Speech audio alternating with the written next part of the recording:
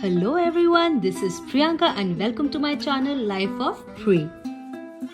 We planned this trip pretty last minute, therefore didn't have a lot of time researching. So I will include our best and not so great experiences in our Alaska travel series, giving you ideas for planning your summer trip to Alaska. So sit back and enjoy with us this magnificent 49th state of America. We were flying from Philadelphia to Anchorage via Chicago, and it was a long journey. Even though we had first class tickets, our first flight was not serving food, therefore, we bought some before boarding. Well, Clorox wipes are my must have travel companion post 2020 for sure. And this is how we started my birthday vacation week together by getting our relaxation mode on. We tried to catch up on our sleep before the activity-packed trip took over, and I'd suggest you do the same. Our second flight from Chicago served us food, so we ate and slept through the mildly turbulent ride, only waking up to landing on Anchorage. We stayed at Marriott Anchorage for the first 2 nights, and here is a room tour.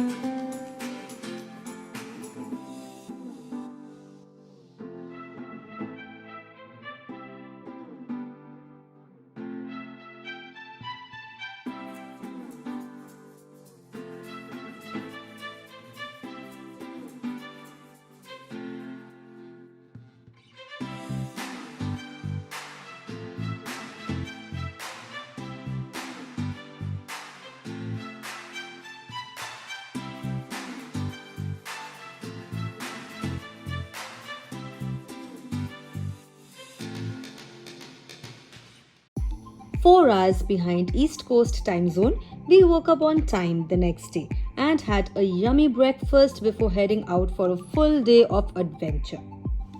It was raining cats and dogs, which made us a bit sad, but that's Alaska summer weather for you. It's raining one moment and the next moment it's bright and sunny. We were driving to a small city called Whittier. It takes around 1.5 hours from Anchorage to Whittier on the Seward Highway. Anyone going to Whittier must take the Anton-Anderson Tunnel, which is North America's longest shared rail and vehicle tunnel, which operates on a timed schedule allowing one-way traffic through the tunnel. The tunnel opens for just 15 minutes every hour. For example, it opens at 10:30 a.m. for 15 minutes and then again at 11:30 a.m. for 15 minutes. You also pay a round-trip fee of $13.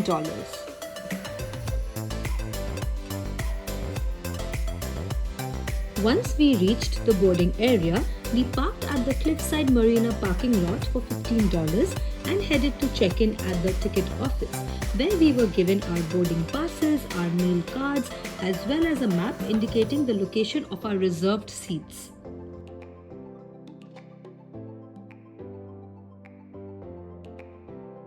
We received our meal, which included salmon chowder, yum, and enjoyed the scene outside while eating indoors, quite warm and toasty.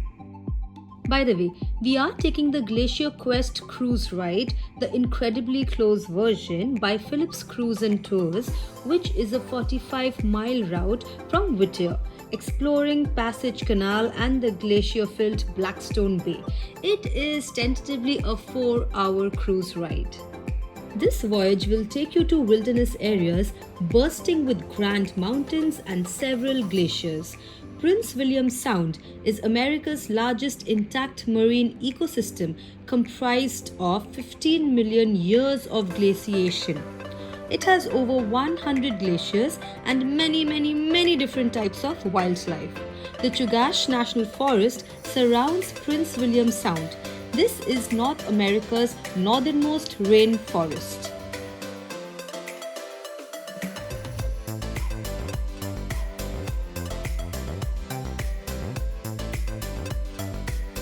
The crew members did this amazing thing of collecting some glacial ice, which they cleaned up first and then made drinks out of for sale.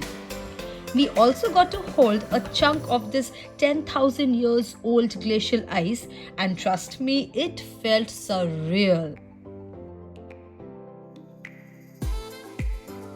Glaciers are a persistent body of dense ice that is constantly moving under its own weight.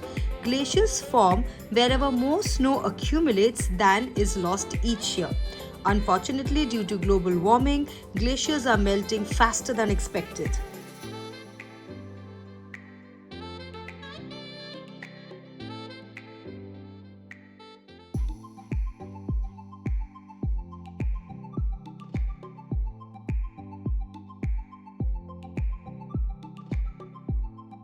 The blue color of the water is due to fine silt particles or glacial flour in the water from glacial erosion. The silt is so fine that it doesn't settle to the bottom quickly, remaining suspended on the water surface. When you look at glaciers, they appear blue, and that is because of years of compression gradually forms very dense ice by forcing out tiny air pockets between ice crystals. This dense ice absorbs the long wavelength of light, but short wavelengths of light are transmitted and scattered, reflecting the blue color. The glacial ice they collected a while ago has now been cleaned up and ready to be served into some delicious drinks. I ordered a margarita. It was indeed refreshing, and in case I develop any superpowers from drinking this 10,000-year-old icy drink full of fossils, bacteria, and God knows what, you'll find out in the near future. So stay tuned for that. Even though glaciers are the main attraction of the store, keep your eyes open for some wildlife. We spotted some sea otters living their best life along with some migratory birds.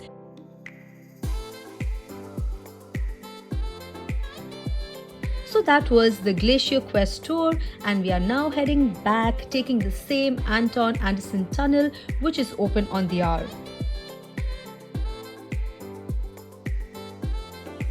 After returning back to our hotel, we ordered food from 49th State Brewery.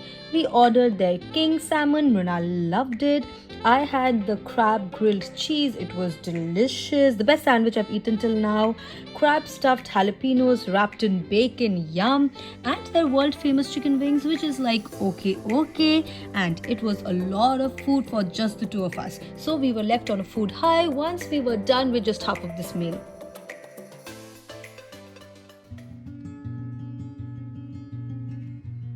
Well, it is a new day and we are ready for new adventures. After a scrumptious breakfast, we checked out of Marriott Anchorage with our bags packed and essentials sorted. The gas prices were super high, especially for us after driving an electric car for 2 years. It did not feel good paying so much for gas, but what can you do? We are now heading to Denali National Park. By road, it's around 237 miles north of Anchorage via George Parks Highway AK3. This highway is open year-round. It is mostly a beautiful scenic highway, but I did notice something which was not so beautiful when passing through certain areas. As you can see, They are dead, burnt trees. Everywhere, chunks and chunks of dead, burnt trees. Now you'd think that in Alaska it's cold and snowy or wet and rainy. So, how does a forest fire occur? When I asked locals, they said forest fires happen from lightning. And with the clouds being so close, it totally made sense to me. Alaska is gorgeous, and so are the weeds here. These beautiful pinkish plants that you'll see here, there, and everywhere are called fireweeds. It derives its name from its ability to colonize areas burnt by fire rapidly. I noticed in so many areas where every other vegetation was burnt off from a forest fire, but on the ground it was filled with these pinkish plants. It was bizarre. The top half was black, literally burnt, and the bottom was pink and green. Crazy, right?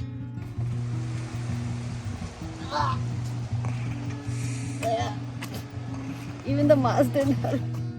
Okay, so private vehicles are restricted beyond Savage River or 15 miles into the park in order to protect wildlife viewing. So we reserved a Tundra wilderness tour through Doyon or Aramark, it's a joint venture, and booked 2 seats of a narrated bus tour for a total of $256.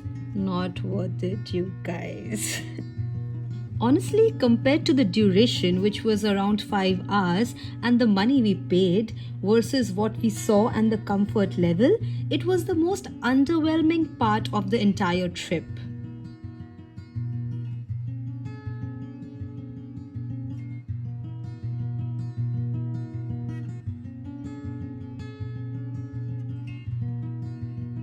The first 2 hours, you don't even get off the bus. But luckily, within the first hour, we saw a little moose hanging out on the road by himself, and that was a good sight, you guys.